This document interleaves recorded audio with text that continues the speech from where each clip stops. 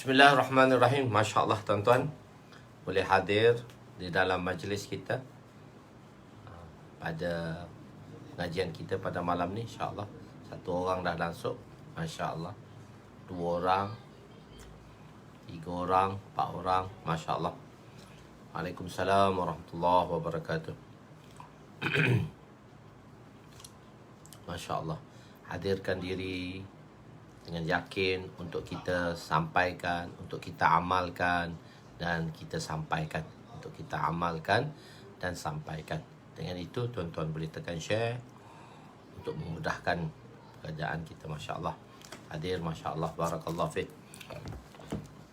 Kita berada di muka surat berapa ya? Di dalam bab solat ni kita berada di muka surat berapa? Ustaz terlupa. Bismillahirrahmanirrahim. Assalamualaikum warahmatullahi wabarakatuh. Subhanaka la ilma lana illa ma 'allamtana innaka antal alimul hakim. Wala hawla wala quwwata illa billahil aliyyil azim. Rabbi yassir wa la tu'assir wa tammim bil khair ya Fattah wa bika nasta'in. Nahmaduhu wa nusalli wa nusallim ala rasulihil karim wa ala alihi wa ashabihil fatihina bihadihim ilal haqiqatil majaza. Amma ba'du. A'udzu billahi minasyaitonir rajim. Bismillahirrahmanirrahim. Wal 'asri innal insana lafi khusr illa allazina amanu wa 'amilus shalihat wa tawassaw bil haqqi wa tawassaw bis sabr. Shadaqallahul azim. Ya, malam ni kita berada di muka surat 275, hadis yang ke-571, bracket nombor 8. 571 bracket nombor 8.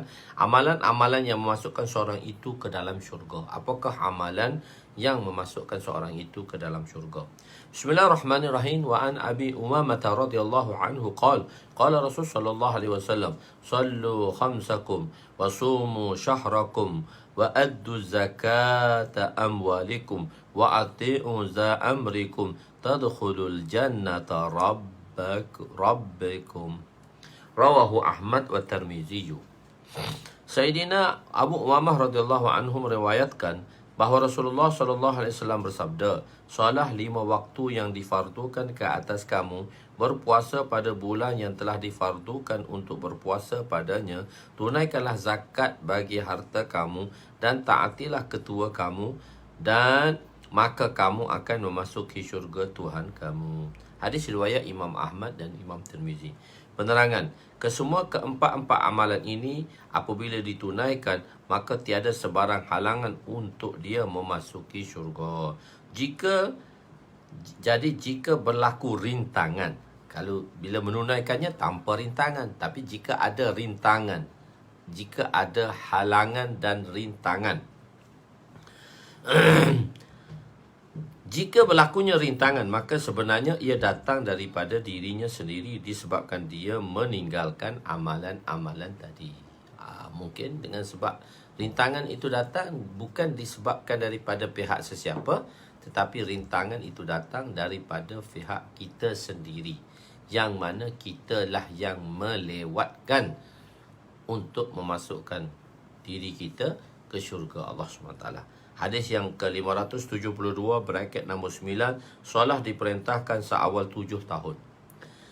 Wa an Amr bin Shu'aib an abihi an jaddihi qala qala Rasul sallallahu alaihi wasallam muru auladakum bis salah wa hum abna'u 7 sinina wadribuhum 'alayha wa hum abna'u 10 wa farriqu bainahum fi madaji'i. Rawahu Abu Daud wa kaza rawahu fi syarh sunnah anhu. Hazrat Amr bin Shu'aib rahmatullah alaih meriwayatkan daripada bapanya, iaitu Shu'aib, iaitu daripada Shu'aib, dan daripada datuknya, iaitu datuk kepada Shu'aib.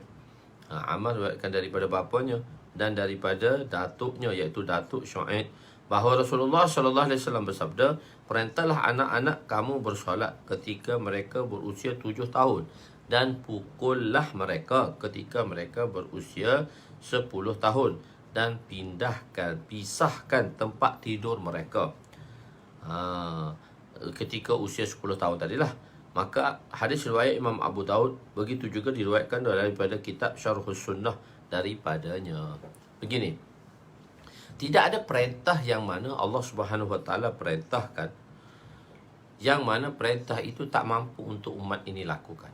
Jadi apabila atas nama perintah, maka tak ada perintah yang mana tak boleh manusia iaitu kita lakukan. Tak boleh kita lakukan. Jadi semua perintah kesemuanya boleh. Maka sebab itu hendaklah kita berusaha ke arah perintah tadi. Jadi atas dasar usaha ke arah perintah ini, wajibnya perintah tadi sembahyang bila kanak-kanak tadi berusia 15 tahun. Tetapi persiapan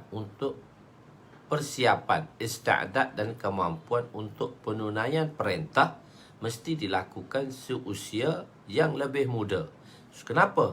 Kerana apabila perintah itu dilakukan di usia yang muda, bila pada waktu untuk melakukannya, maka perkara tadi akan menjadi lebih mudah. Apa-apa kita nak buat benda baru, mesti kita akan cuba dulu. Kita test dulu. Kita buat latihan dulu. Kita buat rehearsal dulu. Maknanya kita buat berkali-kali. Sedangkan nak buat perkara sebenar. Jadi latihan perlu dibuat supaya apabila tibanya waktu untuk menunaikan atau melaksanakan perkara tersebut, maka dia akan menjadi lebih mudah. Begitulah juga pesanan Nabi SAW. Memanglah usia 15 barulah menanggung dosa. Tetapi perkara ini harus dilakukan pada usia 7 tahun. Seawal 7 tahun. Dan 10 tahun. Tak balik lagi. Tapi sudah perlu merotani. Kerana kalau tidak disuruh daripada kecil, bila dia dah pakat besar, anak-anak bila dah besar, tak boleh nak tegur lah. Begitu. Perintahkanlah, yakni ajarkanlah mereka bersolat.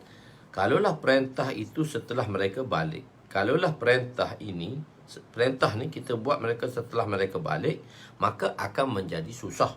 Oleh itu, untuk memudahkan solat, itu dikerjakan di perintahnya sedemikian, iaitu seawal usia 7 tahun. Seawal usia 7 tahun. Rotanilah anak-anak juga perlu. Dan rotan. Tapi merotani anak-anak perlu kepada usul lah. Yang tidak boleh rotan pada bahagian muka. Tidak boleh rotan sehingga menyebabkan patah dan kecederaan yang parah. Jika tidak sampai ke tahap itu, maka dia harus merotani anak untuk memberi peringatan dan satu ajar peradaban. Untuk mengajar peradaban. Orang-orang barat mengatakan bahawa memukul anak itu salah. Pendapat ini sebenarnya adalah salah disebabkan bersalahan dengan sunnah. Cuma tak bolehlah pukul tu sampai teruk sangat. Pukul sebagai satu pengajaran. Jadi semuanya sekali itu tidak ada pukul atas kata pengajaran. Okey. Perbezaan di antara orang Muslim dan musyrik. Muslim dan musyrik. Hadis yang 573. Hadis 573. Wa an Buraidah radhiyallahu anhu qala Rasul sallallahu alaihi wasallam al-'abdu al-'ahdu alladhi bainana wa bainahum as-salah faman tarakaha faqad kafara. Rawahu Ahmad wa Tirmizi wa Nasa'i wa Ibnu Majah. Sayyidina Buraidah radhiyallahu anhu meriwayatkan bahawa Rasulullah sallallahu alaihi wasallam bersabda, perjanjian antara kita dan mereka adalah solat. Orang siapa yang meninggalkan solat, sesungguhnya dia telah kufur, yakni kafir. Hadis riwayat Imam Ahmad, Imam Tirmizi, Imam Nasa'i dan Imam Ibnu Majah rahimahumullah. Di zaman Nabi, orang munafik pun bersolat, sedangkan mereka tadi kufur dalam hati. Dan orang munafik kan kita dah belajar dah, munafik i'tiqadi, bahawa di dalam hati mereka adalah kafir. Dan semua munafik yang ada di zaman Nabi ialah munafik i'tiqadi. Tidak ada lagi munafik amali. Perkara ini telah kita jelaskan dengan panjang lebar di dalam babul alamatin nifaq wa alamatin nifaq. Bab nifaq dan bab dosa-dosa besar. Okey. Di zaman Nabi, orang munafik pun bersolat. Bukan setakat itu, sembahyang jemaah pun pergi. Mereka tak boleh sembahyang subuh dengan sembahyang isyak sahaja. Sebab waktu tu waktu gelap yang mana tak ada orang nampak. Jadi mereka kata Nabi tak nampak, jadi dia tak tahu, sedangkan Allah SWT Maha melihat. Jadi dia tak pergi waktu maghrib, waktu isyak dan subuh. Mereka tidak sanggup meninggalkan solat kerana suasana pada ketika itu menyebabkan mereka rasa bersalah jika tidak datang untuk bersolat berjemaah. Kerana jika tidak datang berjemaah di masjid akan diketahui kemunafikan mereka. Kalau tak pergi masjid, semua orang munafik. Sekarang ramah lah orang tak pergi masjid ya. Payah juga tu. Melainkan solat subuh dan isyak sahaja mereka tidak datang solat berjemaah kerana ketika itu masjid belum ada lampu. Di zaman Nabi SAW, masjid ada lampu, iaitu pada ketika tahun 9 Hijrah yang dibawa oleh Sayyidina Tamim Dari radhiyallahu anhu daripada Iran, yang membawa lampu kepada masjid Nabi. Dulu masjid Nabi tak ada lampu, mayan dalam gelap. Bila dibawa lampu daripada Iran, maka Nabi SAW telah doa kepada beliau, Naddarallahu marqadahu, nawwarallahu marqadahu kama nawwarta masjidi. Semoga Allah SWT mencahayakan kuburmu sebagaimana kamu telah mencahayakan kuburku ini. Kuburku pula, masjidku ini. Hadis ini khusus di zaman Nabi sahaja, kerana ketika itu orang kafir sahaja yang tidak menunaikan solat. Lepas tu fatwa meninggalkan solat itu kufur di zaman peringkat awal. Tapi selepas sekarang fatwa telah berubah kerana keadaan dan sikap orang Islam itu sendiri yang tidak menunaikan sembahyang. Jadi kalau orang tak sembahyang, kita nak keluarkan daripada Islam, tidaklah kita nak masuk semua orang ke dalam Islam agar semua mereka menuju ke syurga Allah SWT. Fasal ketiga, iaitu fasal ketiga dalam kitab salat, iaitu hadis-hadis selain daripada Bukhari dan hadis-hadis Bukhari dan Muslim, dan selain daripada fasal kedua dicampur balik fasal ketiga hadis tambahan yang dibuat oleh pengarang kedua, iaitu Imam Tibris rahmatullah alaih. Menghapuskan solat itu menghapuskan dosa. 575. Wan Abdullah bin Mas'ud radhiyallahu anhu qala jaa rajulun ila an-nabi sallallahu alaihi wasallam qala ya Rasulullah inni alajtu imra'atan في أقصى المدينة وإني أصبت منها ما دون أن أمسها وأنا هذا فاقضي في ما شئت. قال عمر لقد سترك الله لو سترت على نفسك. قال ولم يرد النبي صلى الله عليه وسلم عليه شيئا. فقام الرجل فانطلق فأتبعه النبي صلى الله عليه وسلم رجلا فدعاه وتلا عليه هذه الآية وأقم الصلاة طرفي النهار وزلفا من الليل إن الحسنات يذهبن السيئات ذلك ذكرى للذاكرين. وقال رجل من القوم يا نبي الله هذا له خاصة. قال بل للناس كافة. Rawahu Muslim. Sayyidina Abdullah bin Mas'ud radhiyallahu anhu berkata, sesungguhnya lelaki telah datang kepada Rasulullah dan berkata sallallahu alaihi wasallam, ya Rasulullah, sesungguhnya aku telah mengusik seorang wanita di hujung Madinah. Aku dah kacau dah, kata orang wanita di hujung Madinah. Sesungguhnya aku telah berseronok dengannya, tetapi aku tidak menjimaknya sampai taklah melakukan zina, tapi semua perkara-perkara tadi telah dibuat. Maka aku telah menyerah. Dari sahabat dia cepat sedar, maka aku telah, itulah dikatakan iman. Maka aku telah menyerah diri. Lakukanlah apa yang Tuhan ingin terhadapku. Sayyidina Umar berkata, Allah Ta'ala telah menyembunyikan aib kamu. Jadi jika kamu menyembunyikannya, Allah dah sembunyikan, kenapa kau hebohkan pula? Allah SWT telah, baginda SAW tidak menjawab sesuatu pun.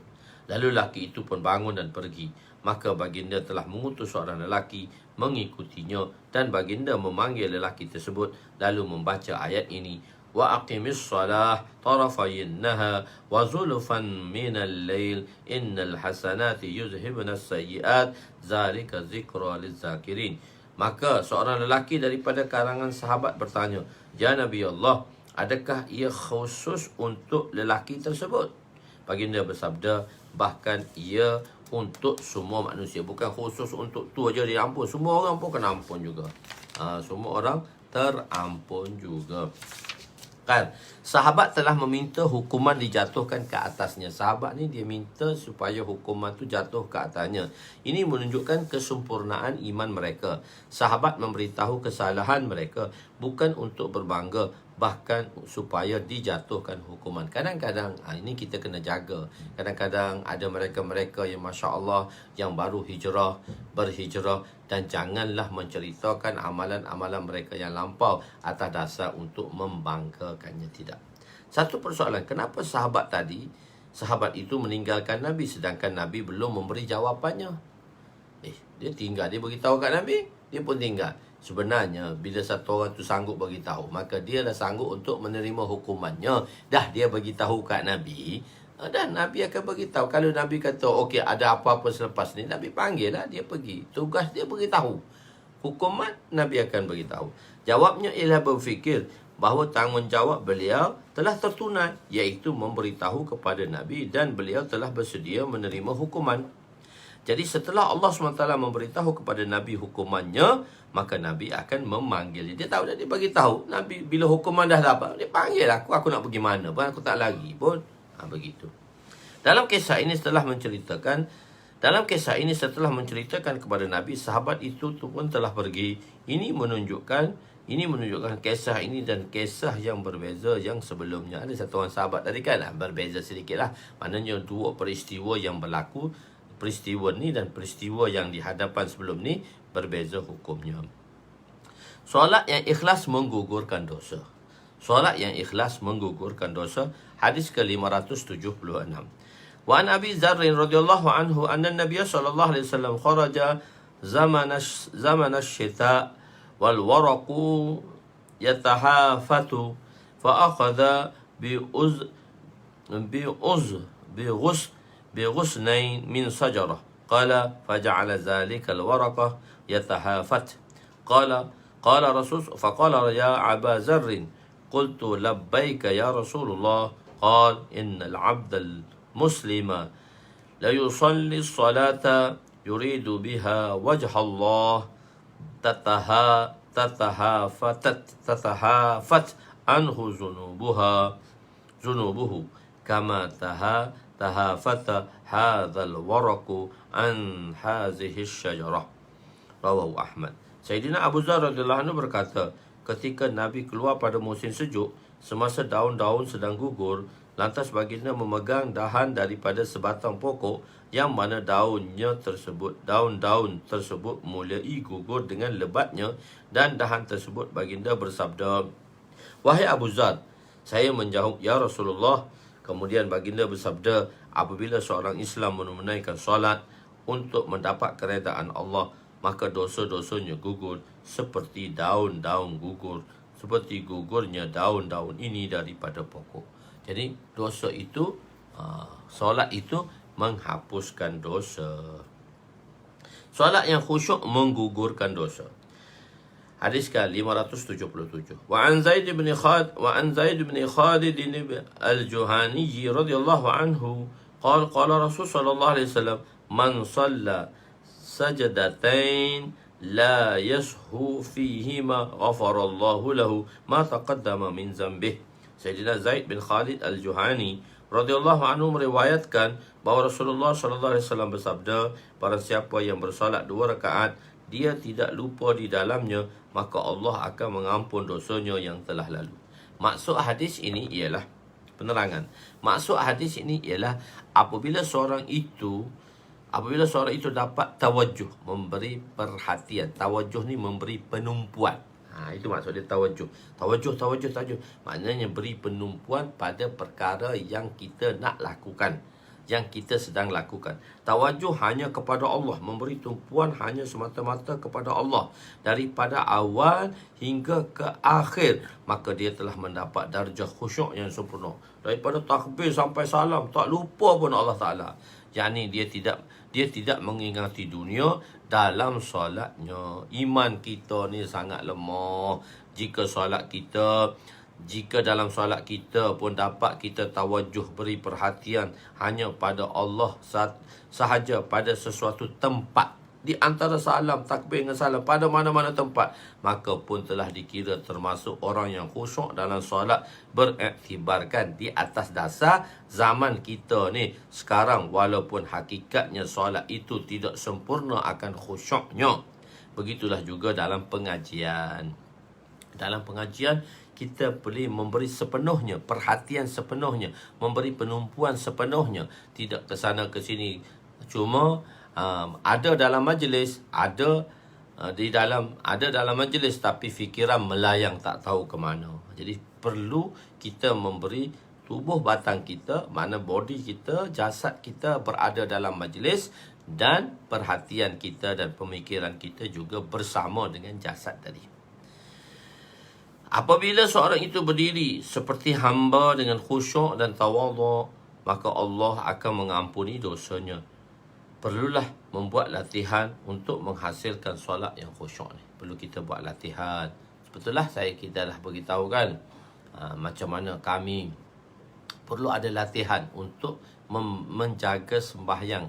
Sehingga kami ni, dan mungkin saya dah ceritakan, kami ni di antara pelajar-pelajar tahun akhir tapi masih lagi mempunyai pasangan-pasangan untuk melihat solat masing-masing. Ada satu waktu Maulana Abdul Rahman dapat barakatuhum, dia kata setiap orang ada pasangan masing-masing untuk memperbetulkan solat mereka. Jadi dia kata, okey, kau tengok aku buat rukuk betul tak, sujud betul tak, qiyam betul tak, macam mana rukuk, macam mana sujud, macam mana qiyam, macam mana tahiyat, macam mana tasyahud, macam mana antara dua sujud. Maknanya kurang-kurangnya perbuatan tadi tepat sebagaimana dikehendaki. Bila orang lihat kita buat sesuatu, maka kita akan betul-betul. Apa tu mana kata, waktu dia tak sedar tu pun ketengok juga sembahyang dia macam mana. Supaya apa?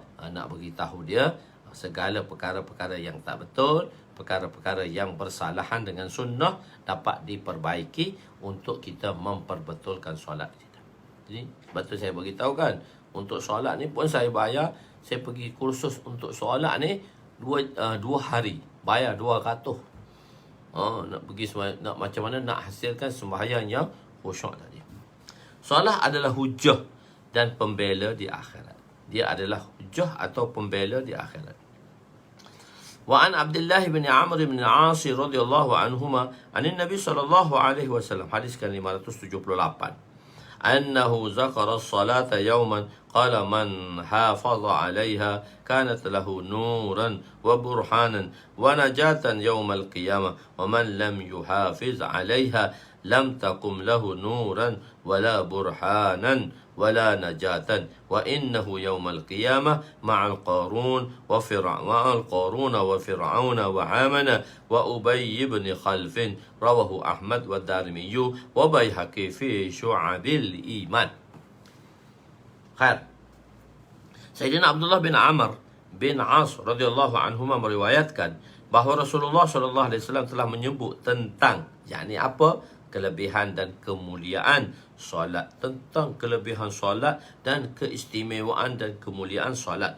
Baginda bersabda, para siapa yang memelihara solatnya, nescaya solatnya itu akan menjadi cahaya dan bukti. Bukti apa maksudnya? Bahawa dia seorang yang menjaga perintah-perintah yang lain dan penyelamat baginya pada hari kiamat. Solat tu akan selamatkan kita pada hari kiamat. Para siapa yang tidak memelihara solatnya, nescaya tidak ada baginya cahaya, bukti dan penyelamat. Pada hari kiamat, dia akan bersama dengan senasib dengan Qarun, Fir'aun,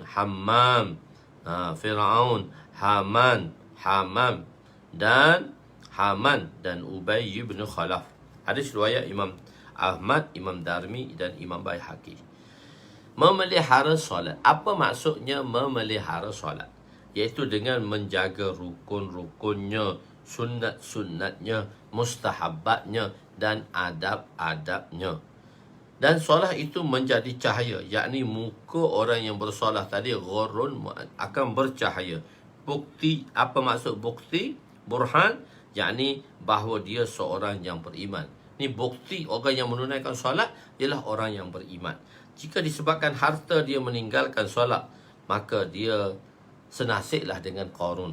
Jika disebabkan kuasa dan pemerintahan, maka dia akan dibangkitkan bersama dengan Fir'aun dan Haman. Jika disebabkan perniagaan, dia telah meninggalkan solat, seorang tadi meninggalkan solat, maka seorang itu dia akan dibangkitkan bersama Ubay bin Khalaf. Siapa yang menjaga solat, maka dia tidak akan bersama, dia akan bersama dengan anbiya, dan kita akan bersama dengan Nabi SAW, kerana kita adalah pengikut baginda sallallahu alaihi wasallam. Semoga Allah SWT golongkan kita bersama dengan baginda sallallahu alaihi wasallam. Sahabat berpendapat meninggalkan solat itu kufur. Zaman sahabat, orang yang meninggalkan solat tu dia berpendapat adalah kufur. Bab tu kufur. Okey. Sahabat berpendapat meninggalkan solat itu kufur. Wa an Abdullah bin Shaqiq radhiyallahu anhu qala kana ashabu Rasulillah sallallahu alaihi wasallam la yarawna shay'a min al-a'mal tarkuhu kufrun ghaira salah, rawahu Tirmizi. Sayyidina Abdullah bin Shaqiq radhiyallahu anhu berkata, para sahabat tidak melihat mana-mana amalan yang meninggalkannya ia menjadi kafir kecuali solat. Mana-mana amalan hak wajib lain kalau tinggal tak jadi kafir kecuali solat. Penerangan, yakni jika meninggalkan zakat, puasa dan haji tidaklah membawa kepada kekufuran. Hakikatnya di zaman Nabi, orang yang meninggalkan solat hanyalah orang kafir sahaja atau orang kafir saja. Orang munafik pun tak tinggal solat. Bukan tak tinggal, masjid pergi lagi. Cuma tak pergi subuh dengan isyak saja. Beriktibarkan suasana ketika itu tepatlah. Macam mana tepatlah hukum dia seperti itu. Seorang mukmin meninggalkan solat, seorang mukmin yang meninggalkan solat ketika itu adalah perkara yang mustahil. Mana boleh orang Islam tinggalkan solat? Terhimpun dua perkara yang bersalahan, dipanggil ijtima naqidain. Naqid ni benda yang bersalahan. Dan tidak boleh dibayang. Cannot imagine lah orang Islam dia tak solat. Begitu. Kerana kehebatan mereka tadi. Nasihat Rasulullah sallallahu alaihi wasallam, nasihat daripada Nabi sallallahu alaihi wasallam. Hadis yang 580. Wan Abi Darda radhiyallahu anhu qala, "Awsani khalili alla tusyrika billahi syai'a wa in qutti'ta wa hurriqta ولا تطرق الصلاة مخطوبة متعمدا فمن تركها متعمدا فقد برئت منه الذمة ولا تشرب الخمر فإنها مفتاح كل شر، رواه ابن ماجه. Sayyidina Abu Darda radhiyallahu anhu berkata, kekasihku yang kucintai, kekasihku yang kucintai telah mewasiatkan kepadaku, yakni Rasulullah, kekasihku yang kucintai telah mewasiatkan kepadaku bahawa janganlah kamu mensyirikkan Allah dengan sesuatu walaupun kamu dipotong-potong atau dibakar, dan jangan kamu tinggalkan solat fardu dengan sengaja. Barang siapa yang meninggalkannya dengan sengaja, sesungguhnya dia telah terlepas daripada zimmatullah, iaitu di dalam tanggungjawab Allah. Allah kata, aku tak kisahlah. Dan jangan minum minuman arak dan keras, kerana sesungguhnya ia adalah kunci kepada segala kejahatan. Kunci segala kejahatan ialah arak. Okey, walaupun kamu dipotong ialah diancam untuk kufur pun masih tetap dengan pegangan. Di sini Nabi ingin memberitahu azimah, kan? Dua perintah Allah SWT ada dua. Satu azimah, satu rukhsah. Satu ada kelonggaran, satu azimah, menunaikan sebagaimana yang tepat dan bagus. Jadi di sini Nabi nak memberitahu kepada kita, kalau kita nak buat dalam hadis ni pesananlah untuk memberi galakan bahawa buat perkara-perkara yang azimah, yang utama tadi. Rukhsah ialah yang jika diancam, maka bolehlah mengucap kalimah untuk selamatkan diri dalam isyarat hati tetap beriman. Dalam hati tetap beriman, sebagaimana kisah Sayyidina Ammar bin Yasir radhiyallahu anhu. Sayyidina Ammar bin Yasir radhiyallahu anhu dan telah mengucap kalimah kufur untuk selamatkannya daripada dibunuh. Tapi untuk selamatkannya daripada dibunuh. Maka illa man ukriha wa qalbuhu mutmainnu bil iman, melainkan orang yang dipaksa sedangkan hati mereka tenang dengan keimanan.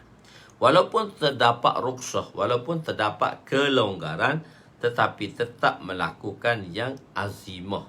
Yang azimah, walaupun kita maknanya kita diberi rukhsah. Misal contohnya lah, kita pergi jemaah ke satu tempat, kita pergi jor ke satu tempat, maka kita adalah orang musafir di tempat itu. Bila kita selagi mana hukum musafir, maka kita boleh menjamakkan solat kita dan mengqasar dan jamakkan solat kita tadi. Kita jamak, kita menjamakkan solat kita dan kita mengqasarkan solat kita. Dibenarkanlah. Tetapi lah kita beritahu musafir itu ada dua, musafir qarar dan musafir firar. Musafir qarar ni maksudnya dia datang bertempat, duduk dalam masa 2-3 hari sebelum dikira nak duduk 2-3 hari. Sebenarnya dia dah tahu nak duduk 2-3 hari dan dia masih lagi ditetapkan dengan hukum musafir. Pada masa itu dia musafir qarar, tak bergerak dan tak berganjak. Walaupun rukhsah dibenarkan untuk jamak dan qasar, tapi afdalnya dia buat azimah, iaitu sembahyang secara sempurna di belakang orang-orang mukim. Boleh. Okey, begitu. Jadi azimah, maka dia akan ke hadapan. Jadi dia tetap melakukan azimah, tetap benda yang terbaik. Maka orang yang tetap melakukan sesuatu yang azimah tadi, dia akan ke hadapan. Dia akan maju. Dia akan maju sentiasa berbanding dengan orang yang mana sentiasa mencari kelonggaran. Cari sikit longgar, cari hak longgar. Orang ni tak maju. Orang ni tak maju. Walaupun dia diharuskan, tapi kemajuan tidak ada pada orang tersebut. Sebab dia tidak melakukan perkara yang azimah. Okey, di sini Nabi memberi galakan, targhib untuk melakukan perkara yang azimah, yang utama tadi. Kadang-kadang boleh melakukan rukhsah. Cuma kita ada dalam kehidupan kita azimah dan rukhsah. Sebaiknya macam mana kita nak buat azimah? Dari segi peratusan, berapa peratus kita perlu tunaikan azimah, berapa peratus kita tunaikan rukhsah. Iaitu kalau 10 pekerjaan, 8 tu kita buat azimah, 2 tu kita buat yang longgar dan diraikan. Kadang-kadang kita boleh melakukan rukhsah. Sebab apa kita buat rukhsah? Kita boleh buat azimah 100%, tapi kita buat juga rukhsah. Kenapa? Ini untuk menunjukkan kelemahan kita sebagai insan. Kita insan yang kerdil dan lemah. Jangan suka tunjuk yang kuat-kuat saja. Kadang-kadang Allah suka juga. Allah Ta'ala kata dia bersama dengan rombongan itu yang mana terdapat orang-orang yang lemah di kalangan mereka. Dengan sebab lemah mereka itu, maka Allah SWT membantu kita semua. Jadi, kalau kita buat choice lah, nak 10 perkara, 8 to 10 tu daripada 8 dan 2. Begitu. Iaitu 80% kita lakukan perkara azimah dan 20% melakukan perkara rukhsah. Maka kita akan maju dalam urusan, khususnya terutamanya urusan agama. Kita akan ke depan, iaitu orang-orang yang fastabaqul khairat, orang yang bersegera dan orang yang ke hadapan di dalam melakukan kebaikan. Jangan minum arak. Kenapa? Kerana apabila seorang itu minum arak, maka akan terbukalah segala pintu kejahatan kerana arak akan menghilangkan akal seperti orang gila. Dia tak tahu apa dah. Dia tak sedar apa dah. Dia telah melakukan kejahatan. Wallahu a'lam. Kita teruskan lagi bab yang seterusnya, iaitu bab dalam kitabus solat. Baru masuk bab. Tadi kitabus solat khusus dan hadis-hadisnya dalam fasal pertama, fasal kedua dan fasal ketiga. Sekarang kita belajar bab waktu-waktu solat. Bila waktu-waktu solat yang nak dikerjakan? Babul mawaqit.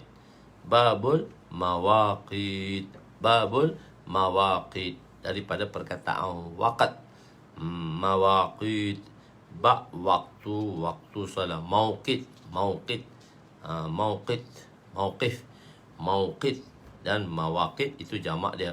Fawail. Iaitu fawail. Fawail. Fawail.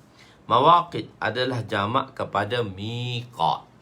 Mawaqit adalah jamak kepada perkataan miqat, yang memberi makna menetapkan sesuatu. Menetapkan sesuatu. Terdapat dua miqat. Satu, miqat makani, miqat zamani. Miqat zamani dalam ibadat haji. Yang kita ada miqat makani, miqat zamani. Tetapi miqat sebagai sempadan untuk kita. Sampai dah di miqat, maka semua kena niat. Begitu.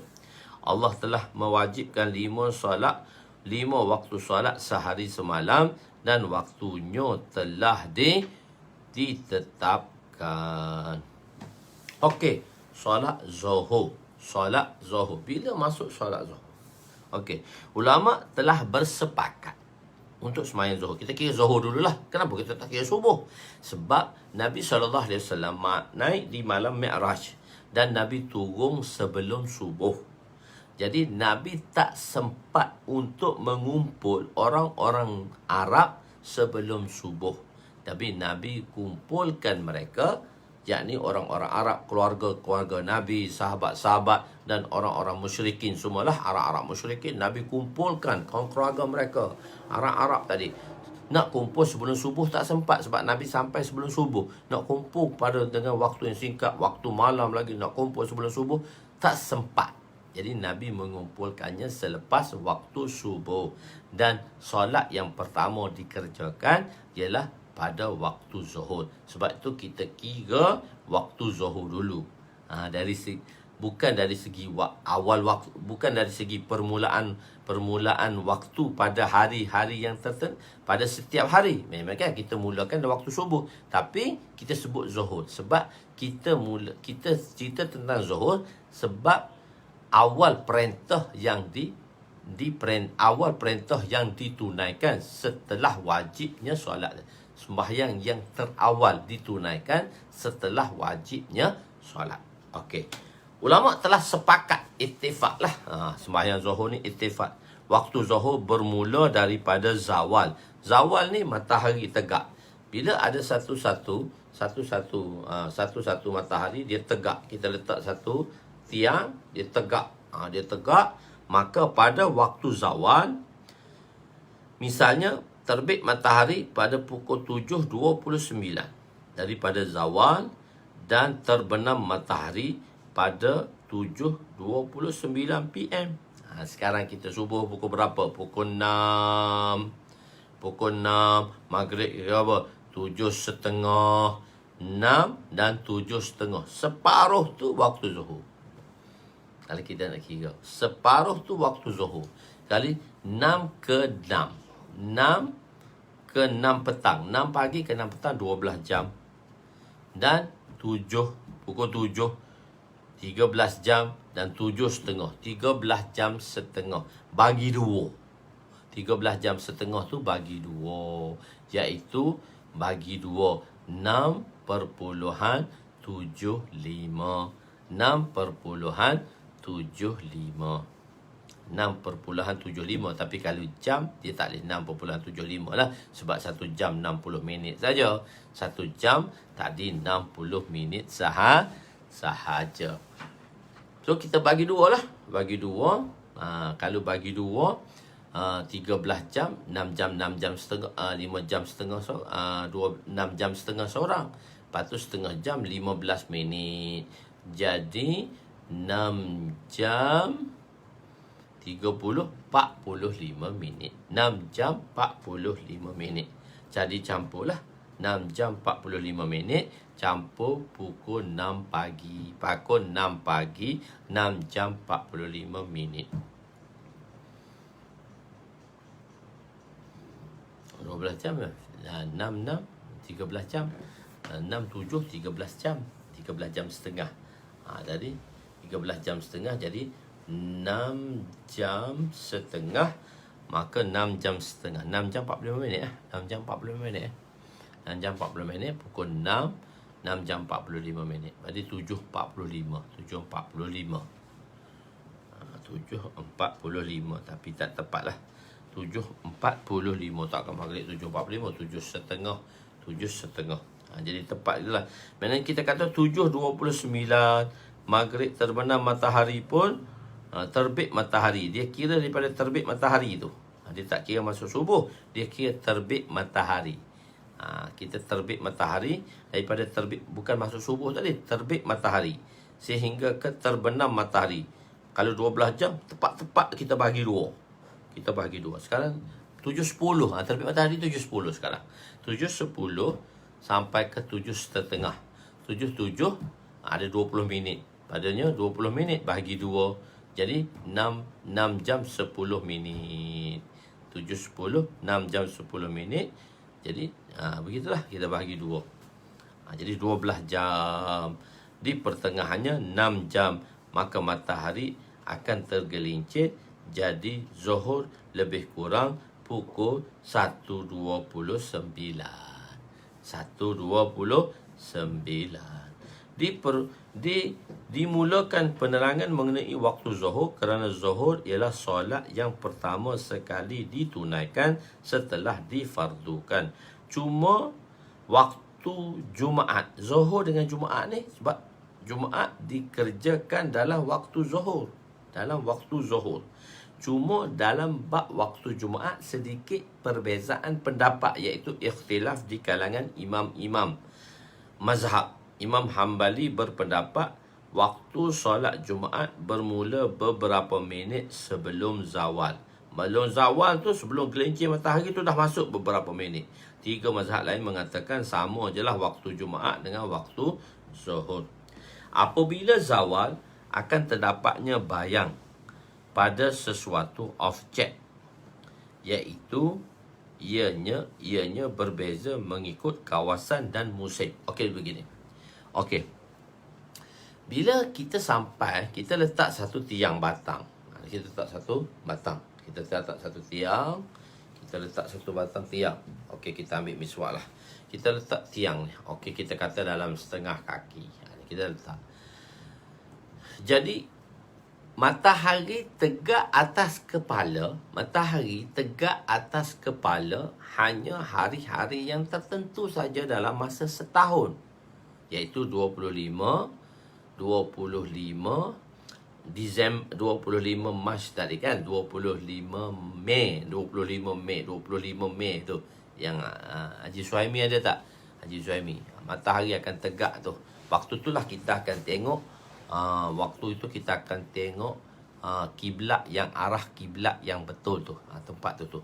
Jadi matahari ni kita kan ada kawasan, kita ada kawasan Khatul Istiwa, iaitu di Malaysia pukul matahari betul-betul terang atas Kaabah pada pukul 5.20. Itulah tempat yang saya dah cerita dulu tu lah. Okey. Ni itu di Malaysia untuk tengok Kaabah. Ni saya nak beritahu tentang waktu ni. Kadang-kadang kan, ini kita kata tiang. Dia matahari duduk situ.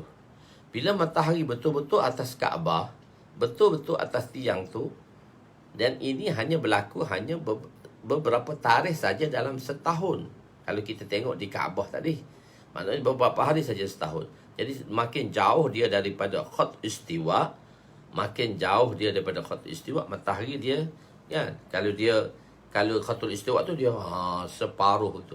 Dia naik, dia turun separuh. Tapi kalau tropika Dia dah sikit dah. Sikit dah. Kalau kutub sikit aja. Gitu. Jadi yang orang khatul istiwa ni, kita kan garisan khatul istiwa. Bila kita garisan khatul istiwa, kita bila matahari zawal, dia pasti ada bayang. Dia pasti ada bayang. Bayang itu bayang itu dalam bahasa Arab fai'un, kita panggil dia. Fai'un. Bayang tu fai'un. Fa kita panggil. Fai'un dan asli, bayang asli, fai'ul asal. Bayang asli ni iaitu bila matahari tegak atas satu-satu tiang, maka terdapat sedikit bayang. Bayang itu kita panggil bila matahari zawal, duduk betul-betul tegak atas tiang. Dia tak tegak lah. Kadang-kadang dia condong sikit. Dia tegak tu jarang sangat. Pada tarikh yang tertentu, dia condong sikit. Bila dia condong, so kita akan dapat lihat matahari ada bayang. Ada bayangan matahari. Dia ada bayangan matahari. Bila ada bayangan matahari, maka bayang itu kita panggil dia bayang asal. Bayang asal. Jadi bila bayang asal, kita kata begini. Okey, tiang dua kaki, maka bayang asal dia kita ambil tiang 3 kaki lah. Tiang 3 kaki, bayang asal dia kita ambil setengah kaki. Bayang asal dia kita ambil setengah kaki pada tiang 3 kaki. Jadi bila matahari duduk zawal, maka ada bayang asli yang kita hanya setengah kaki. Jadi selepas setengah kaki itulah baru bermulanya bayang misal awal, bayang pertama. Jadi macam kalau tiang tu 3 kaki, setengah kaki bayang asal pada waktu zawalnya matahari, dan 3 kaki daripada setengah hingga ke 3 kaki setengah. Bermakna 3 kaki lah. Sebab setengah tu kita tolak dah bayang asal, dan 3 kaki lagi kita panggil dia bayang pertama. Misal awal. Bayang yang pertama. Bayang sama panjang dengan objek. Bayang sama panjang dengan objek, tolak bayang asal. Balik faham tak tahu ni? Bayang tolak bayang asal. Jadi satu-satu objek dia ada objek. Jadi kalau satu objek tu tiga kaki, maka bayang dia 3 kaki. 3 kaki pertama tu kita panggil dia misal awal, bayang pertama. Tapi setelah tolak bayang asal, maknanya 3 kaki setengah lah. Sebab bayang asal setengah kaki. Lepas tu 3 kaki bayang pertama. Dan bayang daripada 3 kaki setengah, lepas tu 3 kaki lagi. 3 kaki lagi. Bermulanya selepas 3 kaki setengah, tolak setengah kaki dengan 3 kaki. Selepas 3 kaki setengah, maka bermulanya bayang sani. Hingga ke 6 kaki. Kita dah buang dah setengah kaki tu. Jadi 6 kaki setengah lah buat setengah kaki tu. Jadi 3 kaki yang pertama kita panggil dia bayang asal. 3 kaki yang pertama misal awal. 3 kaki yang kedua kita panggil misal sani. Hak setengah kaki tu kita panggil dia fa asal. Fa asal. Bayang asal. Bayang asal bagi sesuatu objek. Bayang awal, misal awal, mislu awal, mislu sani. Okey. Apabila zawal akan terdapat bayang-bayang pada sesuatu objek. Tetapi ia berbeza mengikut kawasan dan musim. Jadi fa'ul asli, bayang-bayang asal juga berbeza. Malaysia berhampiran dengan khatul istiwa, maka bayang asalnya adalah pendek. Di Mekah pada 22 Jun pada pukul 12.20 pun PM, matahari akan berada betul-betul tegak di atas kepala Kaabah. Keadaan ini berlaku di Malaysia pada jam 5.20 PM. Maka betul-betul atas kepala. Ketika ini arah kiblat dapat diketahui dengan tepat. Okey. Jadi ulama berbeza. Jadi masuknya waktu zuhur bila bayang pertama. Bila habisnya bayang asal, masuknya bayang pertama, bayangan pertama. Bayang kedua, bayang asal, fi'ul asal. Lepas tu bayang pertama, misal awal. Bayang kedua, misal sani. Okey, boleh faham? Jadi, masuknya waktu zuhur tadi, bila terdapatnya, bila gelincirnya matahari setelah ditolak bayang asal, maka pada misal awal, pada bayang pertama tadi, maka masuklah zuhur. Bila berakhirnya waktu zuhur, jadi ittifaq masuk waktu zuhur, sepakat. Jadi ulama berbeza mengenai berakhirnya waktu zuhur. Bila waktu zuhur ni habis? Okey. Sahiban, iaitu sahiban ni ialah anak murid kepada Imam Abu Hanifah, iaitu Imam Abu Yusuf dan Imam Muhammad. Saya telah cerita tentang Imam Abu Yusuf dan saya juga telah cerita tentang Imam Muhammad. Imam Muhammad ni kan yang mana anak murid dia ada 3 anak murid yang hebat, iaitu Imam Zufar rahmatullah alaih, Imam Abu Yusuf rahmatullah alaih dan Imam Muhammad rahmatullah alaih. Imam Muhammad ni dia semasa belajar mengaji dengan Imam Abu Hanifah, dia duduk sebelah.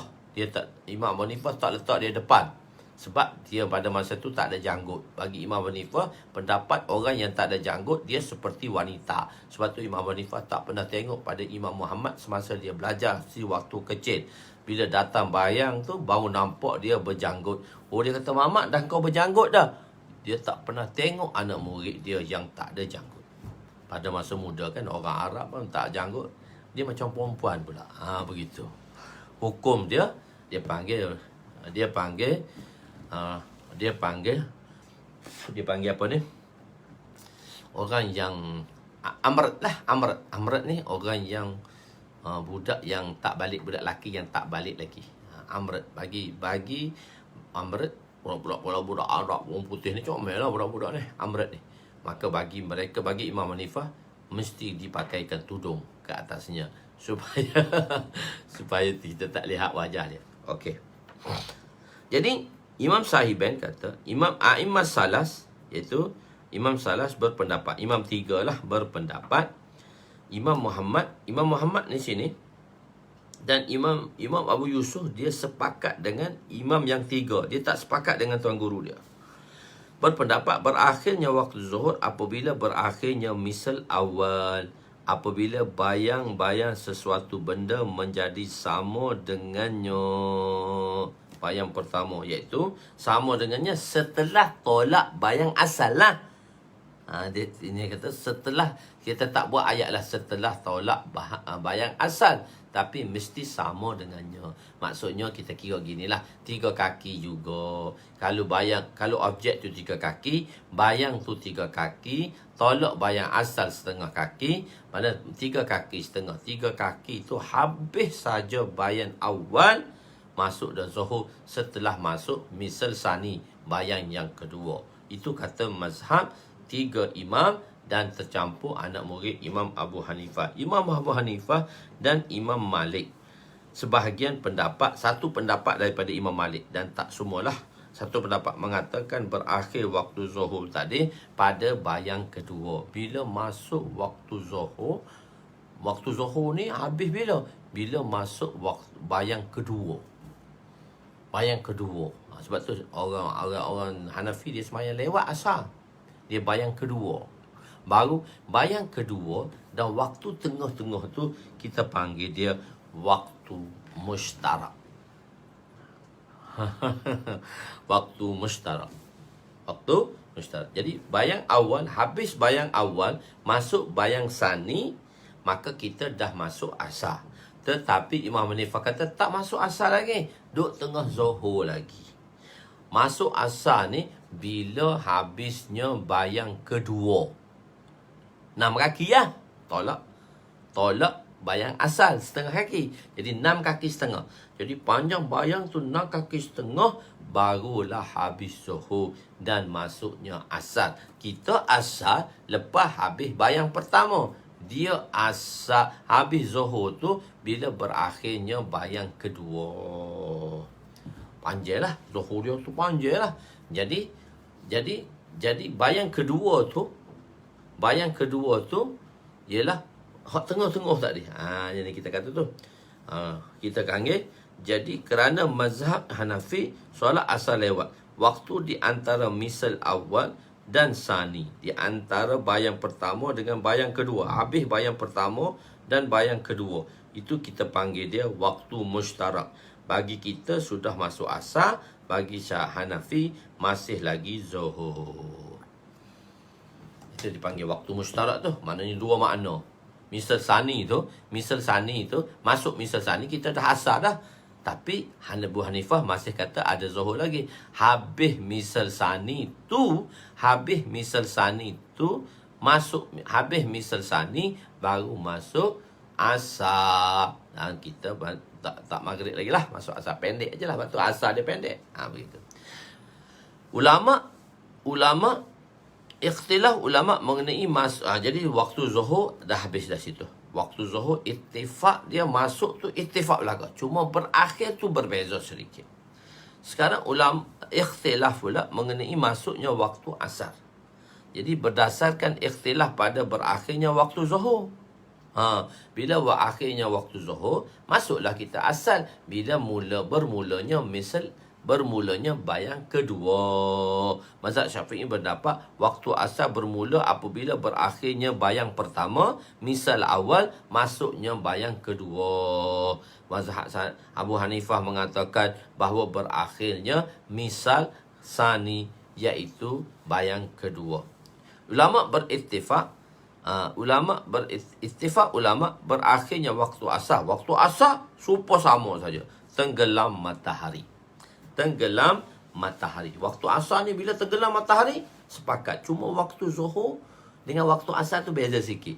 Berakhir waktu Zuhur berbeza. Dan oleh kerana berakhir waktu Zuhur berbeza dengan mazhab Imam Hanifah, maka bermula awal waktu asar juga berbeza. Awal asar berbeza. Kita masuk misal sani dah asar. Dia habis misal sani baru asar.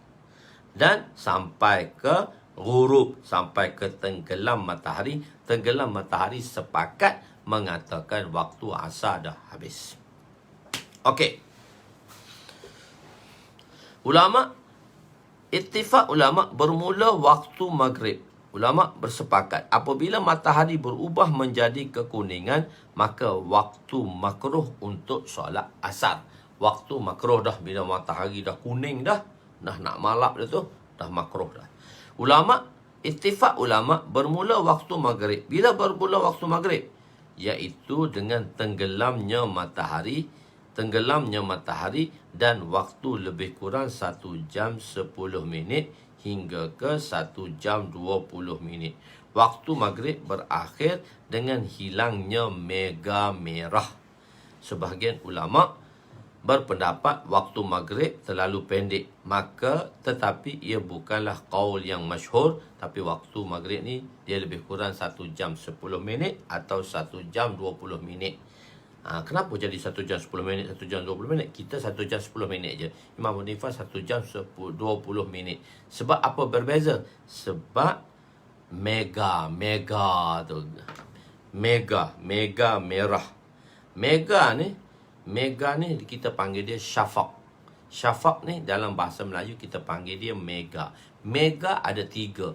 Mega merah, mega putih, mega hitam. Mega merah dah malap. Lepas tu selepas mega merah dia akan datang mega putih. Dalam 10 minutes dia lepas kan kita maghrib tu dia mega merah. Lepas tu dia akan datang cerah sekejap. Dia panggil mega putih. Dia panggil syafaq abyad. Mega merah syafaq ahmar. Mega putih syafaq abyad. Dan mega hitam syafaq aswad. Jadi dia datang mega merah, lepas tu mega putih, lepas tu mega hitam. kita waktu maghrib habis bila berakhirnya mega merah. Bila berakhirnya mega merah, maka berakhirlah waktu maghrib bagi kita. Imam Hanifah kata, bila mega merah habis, masuk mega putih. Mega merah tadi tak berakhir lagi waktu maghrib. Habisnya mega putih, baru berakhirnya mega hitam dan masuknya waktu Isyak. Sebab tu dia jadi sejam 20 minit. Waktu maghrib Imam Abu Hanifah lebih panjang daripada waktu maghrib kita. Okey. Ada 3 jenis syafaq. Syafaq itu mega. Syafaq hitam, syafaq putih, syafaq merah. Ikhtilaf ulama dengan penentuan syafaq tadi. Mega ini bermula daripada mega merah, kemudian putih dan seterusnya mega hitam. Mazhab Syafi'i mengatakan apabila hilang mega merah, maka berakhirlah waktu maghrib dan bermulalah waktu isyak. Mengikut mazhab Hanafi, maghrib berakhir sehingga hilangnya mega putih. Waktu mega putih tidak terlalu panjang, lebih kurang 10 minit. Waktu solat maghrib bagi Hanafi panjang sedikit dibezakan dengan maghrib kita Imam Syafi'i. Waktu isyak bermula apabila berakhirnya mega putih. Kita pun berkata berakhirnya mega putih. Waktu isyak dipanggil waktu atamah kerana waktu sudah gelap. Berakhirnya solat isyak apabila terbit fajar sadiq. Terbaiknya solat isyak pada sulusul lail, kurang daripada 1/3 malam. Ulama telah bersepakat bahawa waktu subuh bermula daripada fajar sadiq hingga ke waktu terbit matahari, iaitu kita panggil dia syuruk.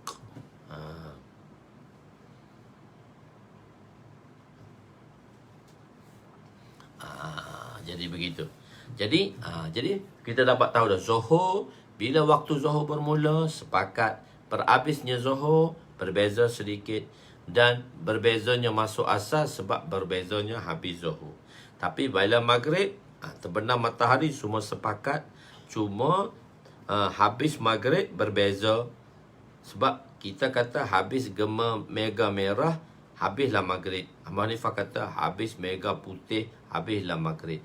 Dan berakhirnya mega putih, masuknya isyak. Isyak hingga ke subuh sadiq. Dia ada subuh kazib. Fajar menyingsing.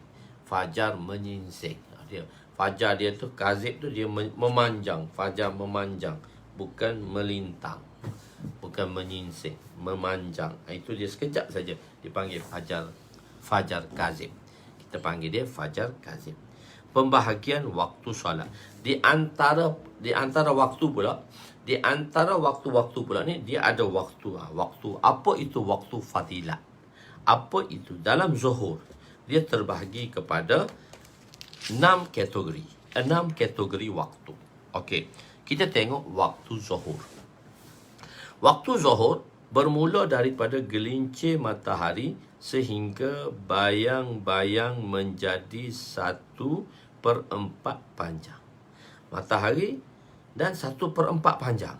Habis kan? Waktu zawal, lepas tu 1/4. Kalau 4 kaki, tolak setengah kaki, dan ada 4 kaki dan 1 kaki setengah. Bila habisnya 1 kaki setengah, sebab kalau objek tadi 4 kaki lah. Kalau objek tadi 4 kaki, 4 kaki lah bayang dia. Habis 4 kaki, tapi dia mesti ada bayang asal. Bayang asal kita kata setengah kaki. Setengah kaki campur 4, 4 kaki setengah. Jadi setengah tu tak kira dah. Dia kata 1/4 daripada bayang asal. Bayang pertama. 1/4 daripada bayang pertama. Jadi maksudnya 1 kaki lah campur setengah kaki. 1 kaki setengah. 1 kaki setengah tu kita sebab bayang asal. Kita kira 1 kaki lah. Bila 1 kaki, satu bayang sesuatu objek tu, itulah waktu daripada zawal hingga ke 1 kaki, ialah 1/4 bayang, maka itu waktu fadilat. Itu waktu dipanggil waktu awal waktu. Waktu bermula daripada gelincirnya matahari sehingga bayang-bayang menjadi lebih daripada 1/4 panjang. Itu waktu terbaik, waktu fadilat, waktu pahala besar. Kedua, waktu ikhtiar. Waktu kita ada ikhtiar. Dia panggil atas nama lah waktu ikhtiar. Maknanya tak ada ikhtiar. Kalau sebelum ni, tak, dia itu satu panggilan saja. Kita panggil waktu ikhtiar. Waktu ikhtiar, zuhur bermula selepas waktu fadilat. Bermula selepas 1/4 bayang sehingga bayang-bayang menjadi lebih panjang 1/2. Sehingga 1/2 bayang. Itu waktu ikhtiar. Waktu masih lagi waktu ikhtiar. Tapi dia tak keluar daripada waktu fadilat. Ketiga, waktu jawaz. Waktu harus tapi tak makruh. Waktu ni waktu harus, tapi bila karahah tak makruh. Di mana waktu fadilat, waktu ikhtiar, waktu harus yang tak makruh.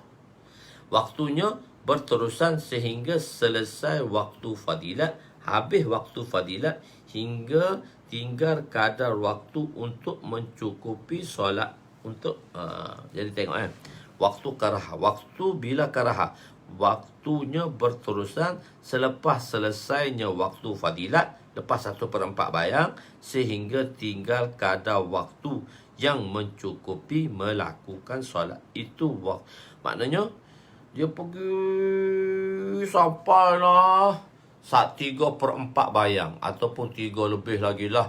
Cuma ada waktu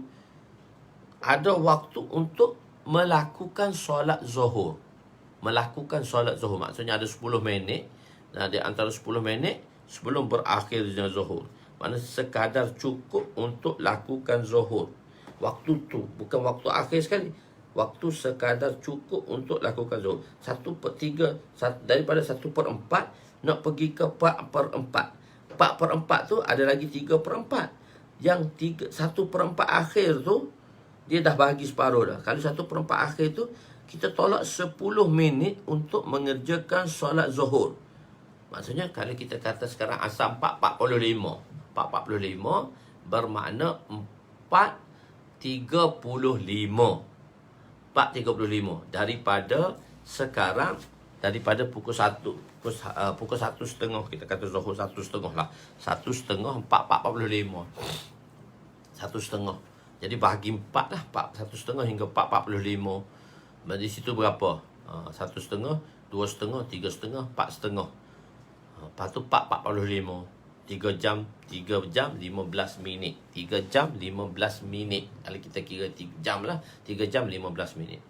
Jadi 1/4. 1/4 tadi daripada 1:30, 1/4.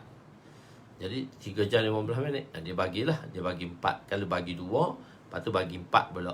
Berapa minit? 3 jam 40 minit. 3 jam 15 minit. Padanya 60 180 campur dengan 15 minit 190 minit 190 minit 190 minit bagi 4 45 minit 45 minit 45 minit 45 minit itu 180 180 45 minit 45 minit daripada habisnya waktu fadilat 45 minit. Lepas tu hingga 10 minit sebelum habisnya waktu. Itu kita panggil waktu harus tanpa tunai, itu tanpa adanya makruh. Waktu haram pula. Waktu haram bermulanya pada akhir waktu sehingga tinggal kadar waktu yang mencukupi untuk menunaikan solat bagi zuhur. Waktu bermula pada akhir waktu. Akhir waktu dah. Nyawa-nyawa ikan dah. Sekira-kira tinggalnya kadar. Waktu tu tinggal sikit aja masa. Cukup untuk semayang saja. Itu dah waktu haram dah. Waktu hormat dah. Tunai solat. Tetapi berdosa dah lah. Berdosa dah waktu haram dah. Waktu darurah. Waktu penat. Waktu darurah ni. Masa darurah. Apabila waktu bagi hilang akhir waktu apabila hilangnya perkara-perkara yang menegahkan melakukan solat sedangkan tinggal baki waktu sekadar takbiratul ihram atau lebih. Cuma dia ada waktu Allahu Akbar semai zuhur. Allahu Akbar masuk dah asar. Itu waktu darurat. Waktu darurat. Berdosa lah dia kira waktu, akhir waktu tadi tu dia sempat semayang lagi. Allahu Akbar, 4 rakaat sempat lagi. Lepas sempat habis salam tu, terus habis dah zuhur. Ni Allahu Akbar, habis dah zuhur. Itu waktu darurat. Waktu darurat. Apa maksudnya habis zuhur? Dia sempat takbir saja. Mengikut mazhab Imam Syafi'i, dia sempat takbir sahaja. Sembahyang zuhur ni, dia sempat takbir sahaja, lepas tu masuk asar. Maka itu waktu darurat.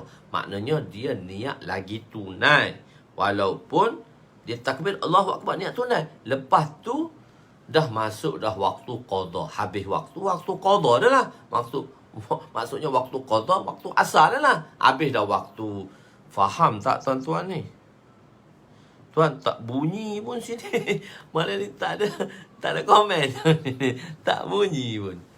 Jadi, masuknya waktu asar, dia pun takbir zuhur kan. Allah, ni waktu ikhtiar, waktu darurah ni. Allahu Akbar.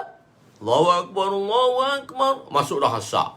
Jadi, dia takbir tahrimah dia dalam waktu zuhur, tapi sembahyang dia dah masuk asar. Dia panggil waktu darurah. Maka dia masih lagi dipanggil ada. Waktu tunai. Ada pendapat mengatakan 1 rakaat. Tapi pendapat yang mengatakan takbir pun dah cukup. Maka dia dah dikira tunai. Maka dia tak perlu qada. Tapi berdosa lah. Dah waktu hormah pun dah berdosa. Waktu ni lebih lagi berdosa. Tapi dia dah dikira adat. Sebab dia nak kira adat ke atau qada. Cuma sempat takbir je. Waktu uzur itu waktu yang dilakukan sembahyang zuhur dalam waktu asar. Tapi ini khas untuk jamak sahaja. Waktu khas untuk jamak sahaja. Boleh faham? Itu waktu zuhur. Waktu zuhur.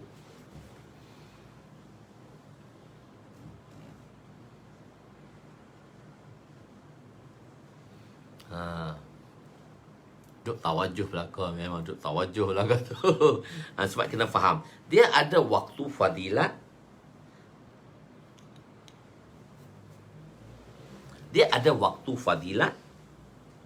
Iaitu 1/4 daripada waktu zawal.